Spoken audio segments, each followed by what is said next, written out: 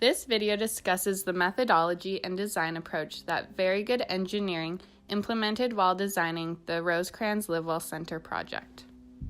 The site is located off the 5 freeway under the 8 freeway and on the corner of Rosecrans Street and Kurt Street. The new Rosecrans Livewell Center is a part of the County of San Diego's Live Well campaign, which strives to make San Diego a healthier community. The new building will provide physical and mental health services to the entire county.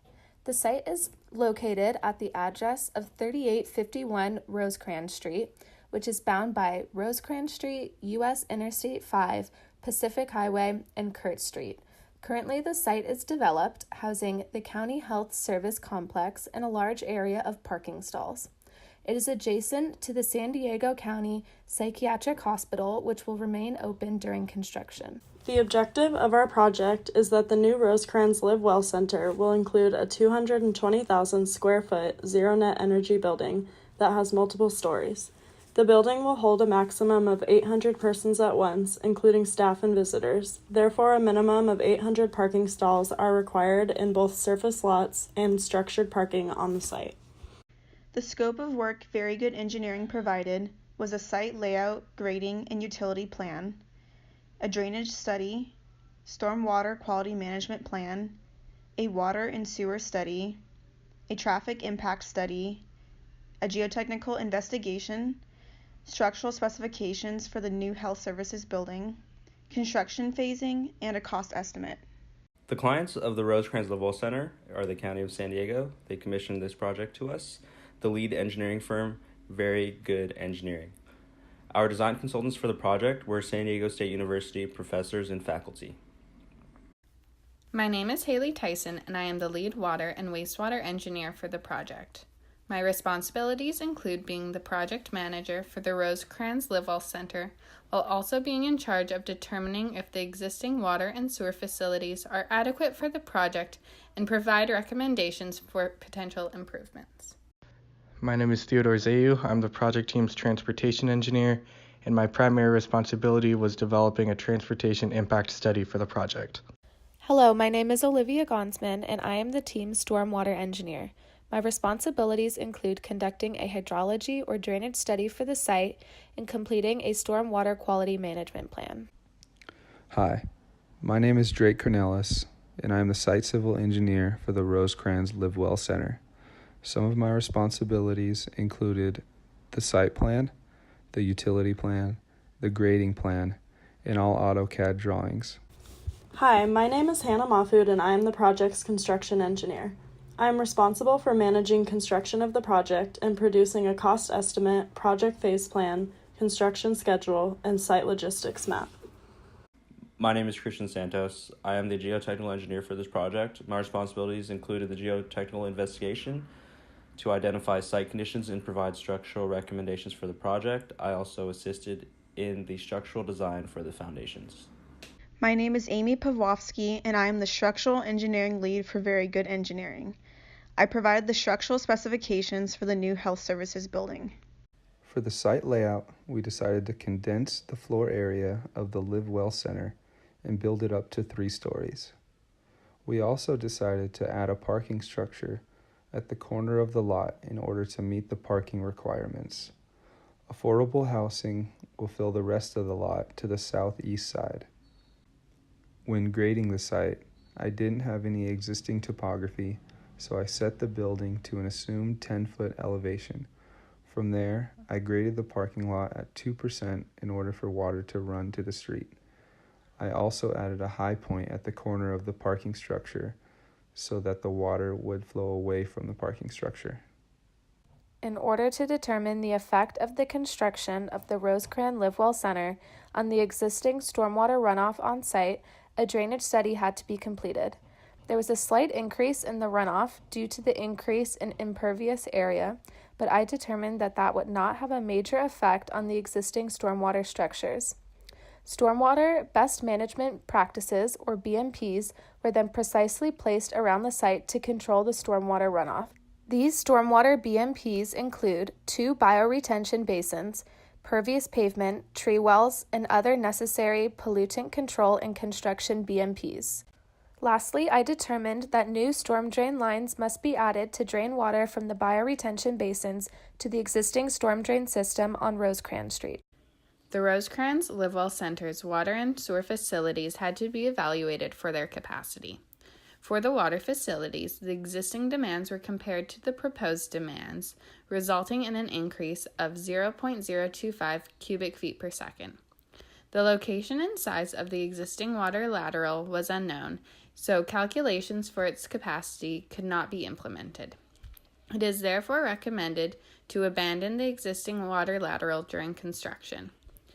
As a result, a new 2-inch water lateral with a capacity of 0.22 cubic feet per second and a length of 260 feet is to be constructed to connect the building with the water main along Rosecrans Street. The wastewater demands for the project were calculated to be an increase of 0.083 cubic feet per second. As a result, it is recommended to construct a new 6-inch sewer lateral with a capacity of 2.93 cubic feet per second in order for the sewer facilities to connect to the new building and to have adequate sewer capacity. The Transportation Impact Study followed the guidelines set by the City of San Diego and the Transportation Impact Study Manual. The level of service volumes were determined by the Highway Capacity Manual. In the Transportation Impact Study, I analyzed 6 scenarios: existing and existing plus project conditions, near-term and near-term plus project conditions, and horizon year plus project conditions.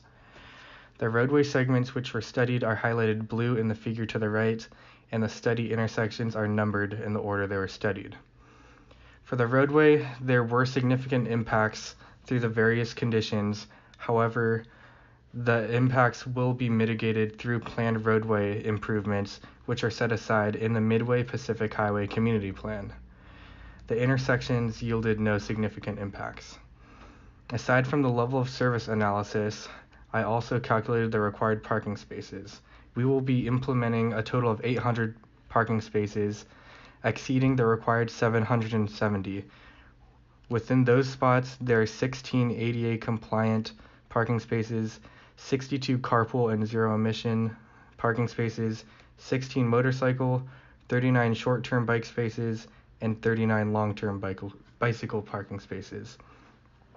Another aspect of the project is that it is within close proximity to the Old Town Transit Center, approximately 1,500 feet away.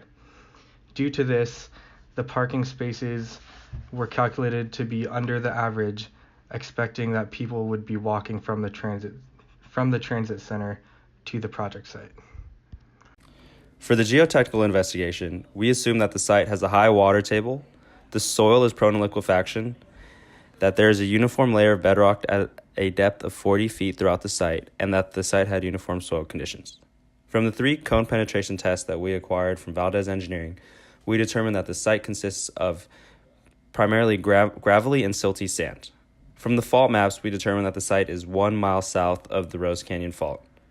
Considering these 2 findings, there is a high probability of liquefaction, and due to that high probability, my recommendations as a geotechnical engineer is to use a deep pile foundation that is driven to the depth of the bedrock.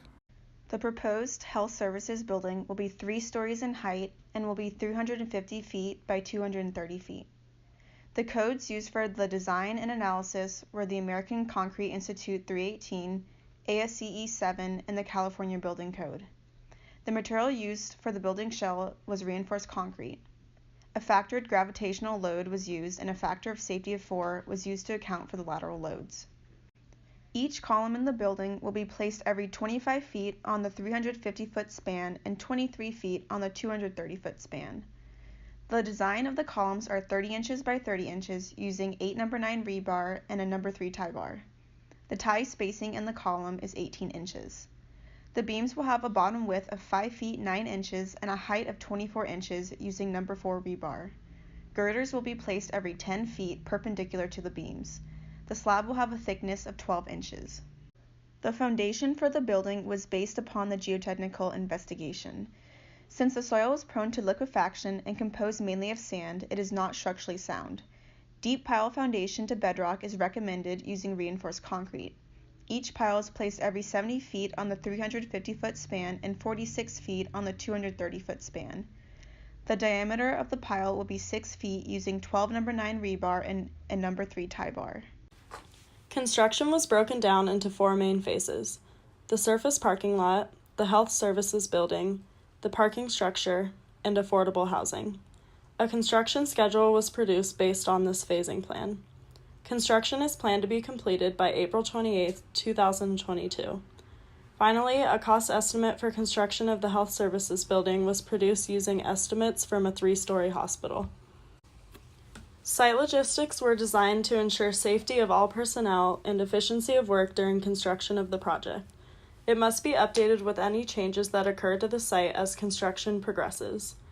All construction management documents are to be shared amongst the entire staff and labor force for this project to guarantee accuracy of construction and consistency of information across all employees. In conclusion, the work that Very Good Engineering will provide regarding site layout, grading, drainage, water, sewer, transportation, geotechnical, structural, and construction phasing will ensure that the project of the Rosecrans Live Well Center will be both efficiently and successfully built.